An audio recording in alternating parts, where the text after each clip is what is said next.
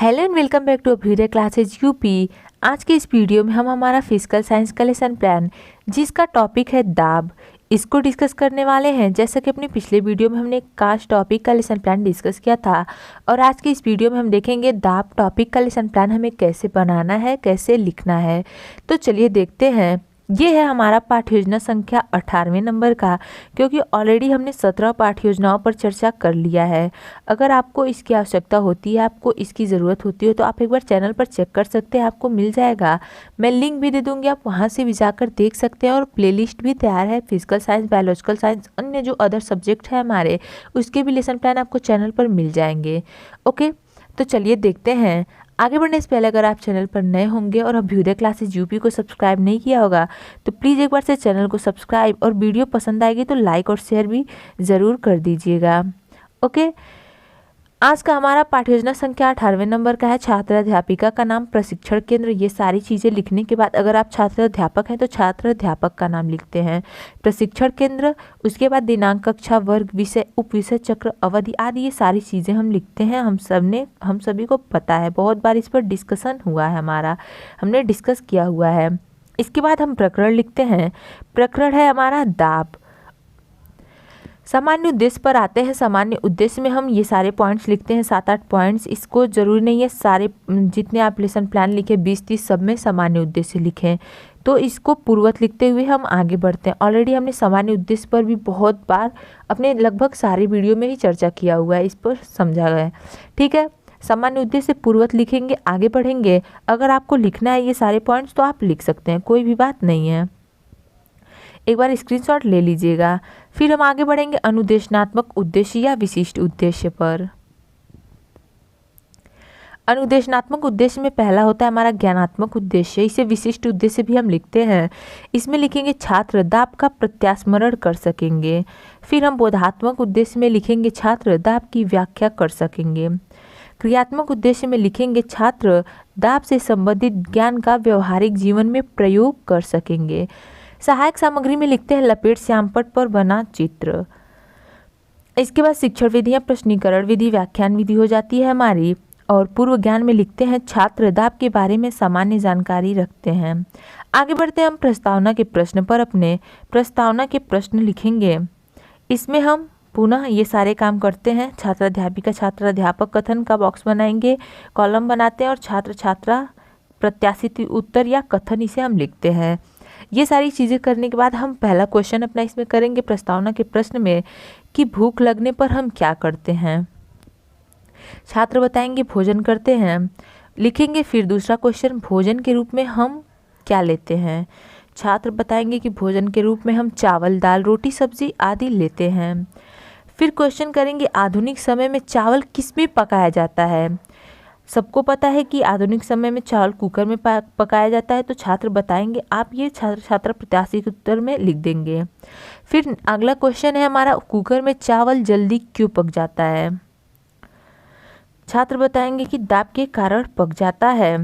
उसके बाद समस्यात्मक प्रश्न पर आते हैं हमारे। समस्यात्मक प्रश्न लिखेंगे दाब से आप क्या समझते हैं। यहाँ पे हो जाएंगे छात्र मौन, समस्यात्मक लिख देंगे। आगे बढ़ेंगे उद्देश्य कथन में लिखेंगे आज हम लोग दाब के बारे में अध्ययन करेंगे। ये हो जाएगा हमारा उद्देश्य कथन। अनुदेशनात्मक प्रक्रिया, इसके बाद हम लिखते हैं, आप देख सकते हैं यहाँ पे लिखा हुआ है, प्रस्तुत अनुदेशनात्मक प्रक्रिया को 3 शिक्षण बिंदुओं में प्रस्तुत किया गया है, जो क्रमशः दाब, वायुमंडलीय दाब व वायु दाब के उपयोग हैं। ये हो जाता है हमारा अनुदेशनात्मक प्रक्रिया। अब आते हैं हम अपने पहले शिक्षण बिंदु। पहला शिक्षण बिंदु है हमारा दाब। इसको देखेंगे, ये सारी चीज़ें हम कर लेंगे। शिक्षण बिंदु, छात्र अध्यापिका, छात्र अध्यापक, क्रिया, श्यामपट्ट कार्य। इसके बाद हमारा पहला शिक्षण बिंदु है दाब। ये लिखेंगे। इसमें पहला क्वेश्चन करेंगे कि भोजन से हमें क्या प्राप्त होता है। छात्र बताएंगे कि भोजन से हमें ऊर्जा प्राप्त होता है।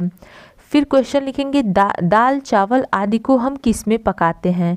छात्र बताएंगे कि हम कुकर में पकाते हैं। उसके बाद मौन प्रश्न आता है हमारा, दाब से आप क्या समझते हैं। यहाँ पे छात्र मौन लिख देंगे। स्पष्टीकरण की ओर बढ़ेंगे। स्पष्टीकरण लिखने से पहले छात्र छात्रा ध्यान से सुनते हैं, ये हम जरूर ही लिख देंगे। स्पष्टीकरण लिखेंगे। इसमें लिखेंगे किसी तल पर बल लगने के कारण दाब उत्पन्न होता है। किसी सतह के एकांक क्षेत्रफल पर लगने वाले बल को दाब कहते हैं। इसके बाद सूत्र लिखेंगे हम। सूत्र है दाब बराबर पृष्ठ के लंबवत बल और पृष्ठ का क्षेत्रफल। दाब का सूत्र लिखने के बाद दाब का मात्रक भी लिख देंगे हम। उसके बाद नेक्स्ट आएंगे हम अपने श्यामपट्ट कार्य पर। श्यामपट्ट कार्य करते हैं, जो भी चीज़ें आप पढ़ाते हैं टीचिंग के दौरान, वो श्यामपट्ट कार्य जो भी करते हैं ब्लैक बोर्ड पर छात्रों को बताते हैं, समझाते हैं, जो भी चीज़ें लिखवाते हैं वो श्यामपट्ट कार्य वाले बॉक्स में यहाँ पे आप लिख लेते हैं। देख सकते हैं यहाँ पे लिखा हुआ है। आगे बढ़ते हैं हम अपने दूसरे शिक्षण बिंदु पर।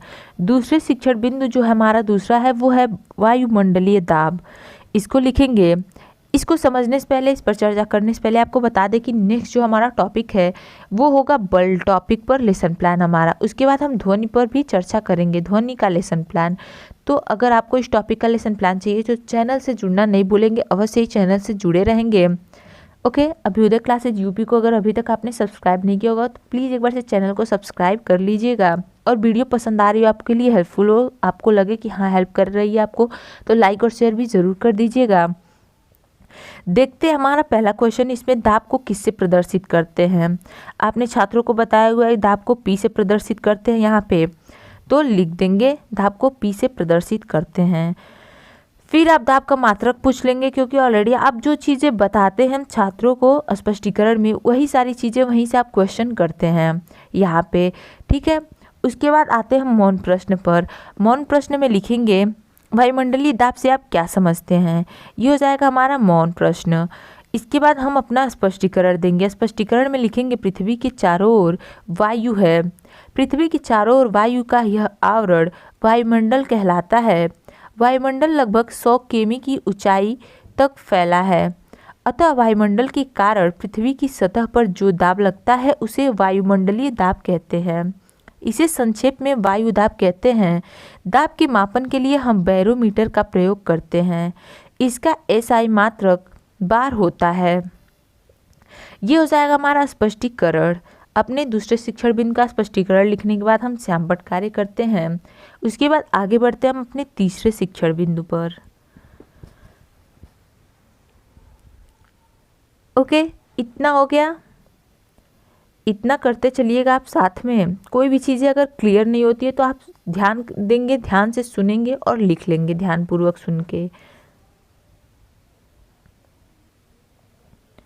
तीसरा शिक्षण बिंदु देखते हैं वायु दाब के उपयोग। इसमें पहला क्वेश्चन लिखेंगे दाब का मापन किस यंत्र द्वारा करते हैं? आपने छात्रों को बताया हुआ है बैरोमीटर से करते हैं।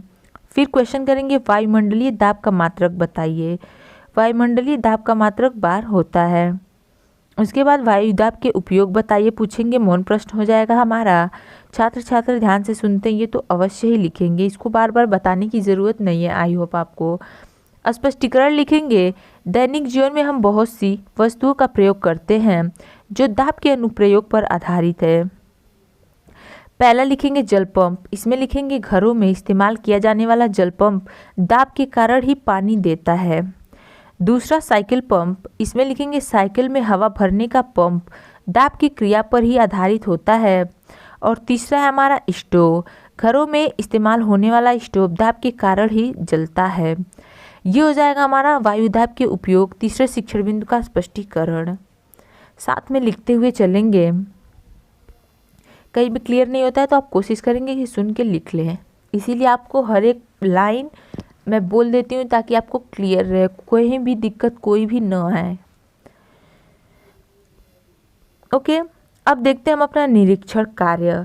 निरीक्षण कार्य में लिखेंगे छात्र अध्यापिका द्वारा छात्रों को श्यामपट्ट कार्य उतारने का निर्देश दिया जाएगा तथा कक्षा में अनुशासन बनाए रखते हुए निरीक्षण कार्य किया जाएगा।